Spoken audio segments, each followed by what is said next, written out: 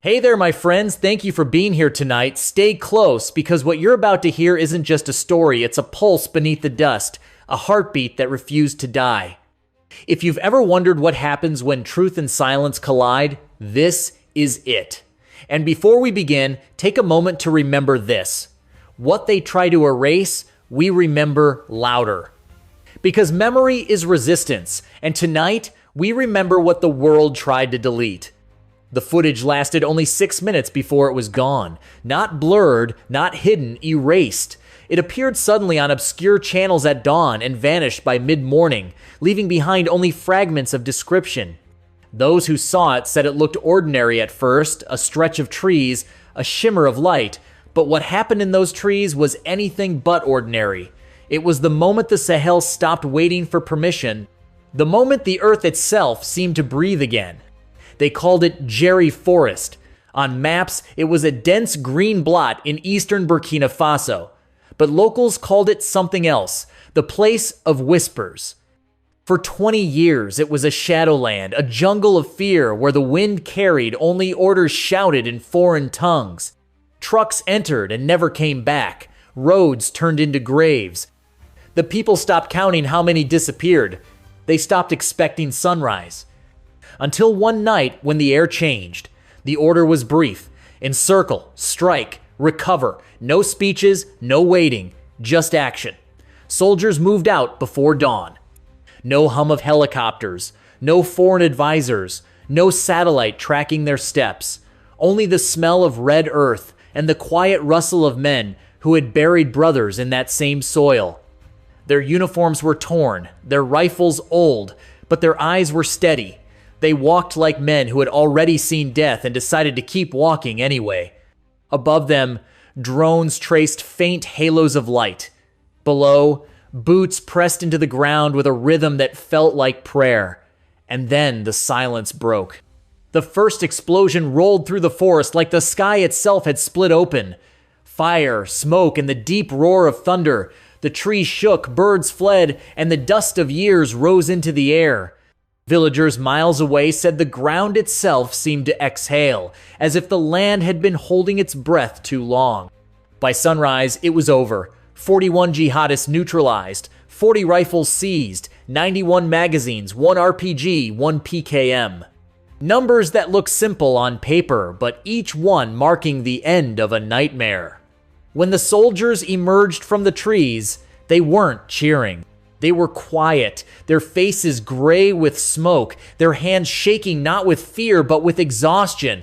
One of them carried a phone filled with messages in languages not their own. Another held cash with serial numbers that had never touched African soil. The war-haunting Burkina Faso was not born there. It was imported, fed from beyond its borders. And yet, amidst the rubble and silence, something extraordinary happened. The villagers did not run this time. They came out of hiding. Old men with water, women with bread, children whispering the word Burkina softly, as if testing its taste after years of silence. One commander captured that moment on his phone, smoke rising behind them, soldiers standing among villagers, sharing food. His voice trembled as he whispered, "They finally call us by name." Hours later, that video vanished from every platform. But those who saw it didn't forget, because the world can erase footage, but not the feeling of freedom returning to a people's chest. By noon, the operation had a name: Sandstorm, not declared by officials, but whispered by soldiers who survived it. The storm wasn't about bullets, it was about belief. About a people who finally realized they didn't need rescue, they needed resolve. Because once a nation learns it can defend itself, you can't teach it to kneel again. When reports reached the capital, there were no parades, no medals, just quiet pride. Pride that didn't shout, because it no longer had to prove itself. Western analysts called it unexpected coordination. They said it as if Africa wasn't capable of precision, as if unity was an accident. But that morning in Jerry Forest, their assumptions burned alongside the enemy camps. Soldiers returned home with dust in their hair and silence in their hearts. And somewhere in that silence, one commander looked out over the horizon and said softly, "If this was the rehearsal, Imagine the next act.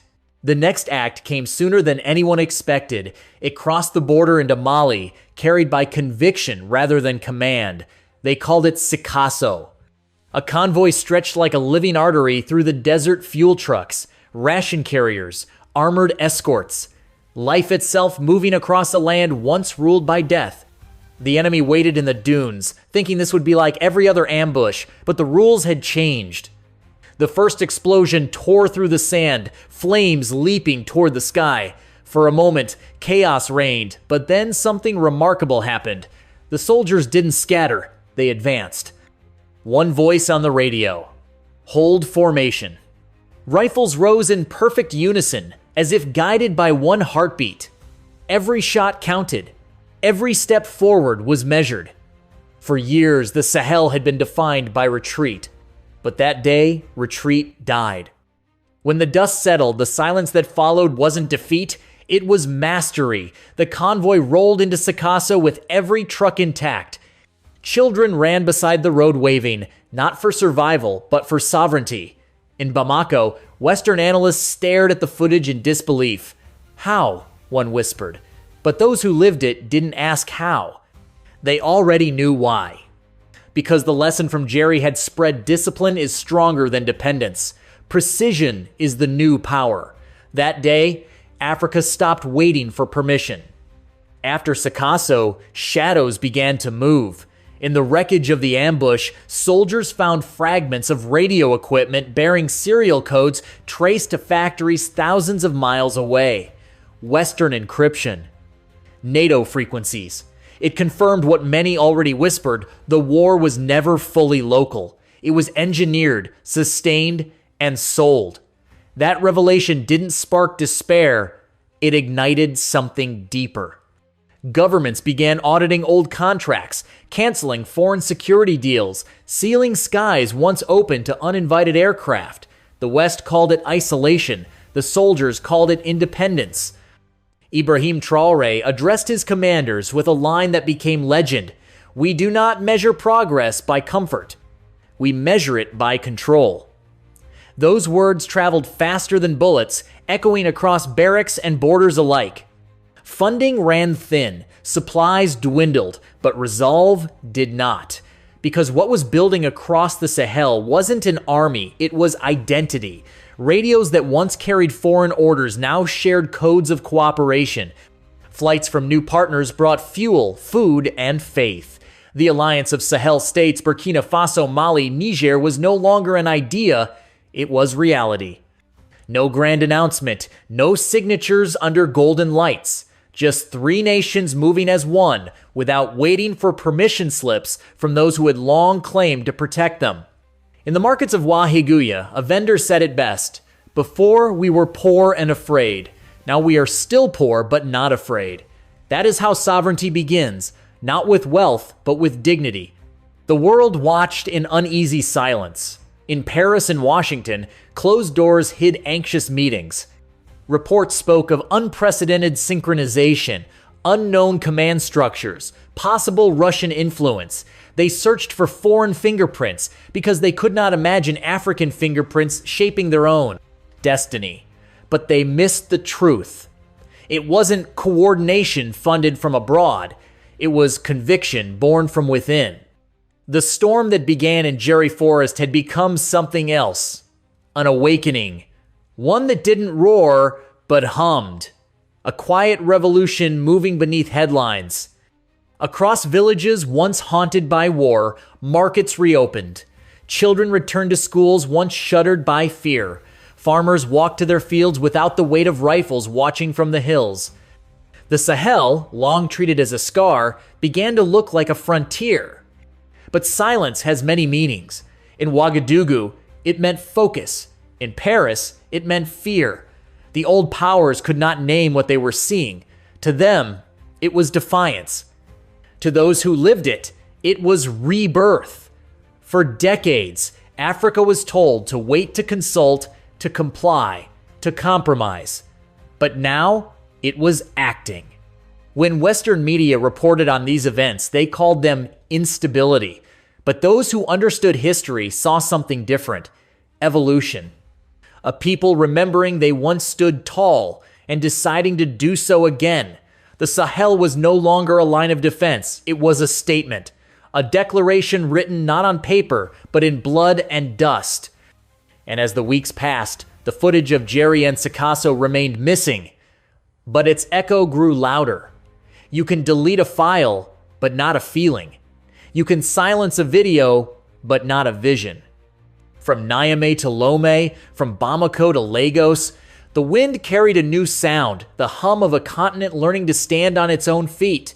In quiet corners of Washington, some analysts compared it to another era when a group of colonies once defied an empire and called themselves free. They saw the same rhythm of rebellion, the same faith in self-rule, but they didn't call it by its true name, reclamation. Because this isn't new. It's Africa remembering what it was always capable of, remembering that freedom isn't granted, it's taken back, that unity isn't an agreement, it's a pulse. Tonight, as the sun sets over the red horizon of Ouagadougou, a soldier sits beside a child who sketches in the sand. The drawing is rough, but clear. 3 stars, one flag the emblem of the Alliance of Sahel States. The wind catches the dust and lifts it gently into the air as if even the earth approves. And somewhere in the silence that follows, you can almost hear it, the storm still moving, still gathering strength. Because the storm was never just an operation, it was an idea. It was the moment Africa decided to write its own story, without editors, without permission, without apology. So when they say the footage is gone, remember this, the storm isn't. It moves through memory, through breath, through the heartbeat of every man and woman who refuses to kneel. It carries seeds across borders, across oceans, into the hearts of those who believe that truth can be silenced but never buried. Because one day, history will look back and understand. The storm that began in Jerry Forest wasn't destruction, it was cleansing. It swept away dependence, fear, and doubt. And in its wake, it left something unshakable, self-respect. May this victory not be loud, but lasting. May every flag that once divided now weave together into a fabric of unity. And to everyone who still believes in courage, conviction, and the destiny of a continent too long underestimated, stand tall. Because the storm has only just begun.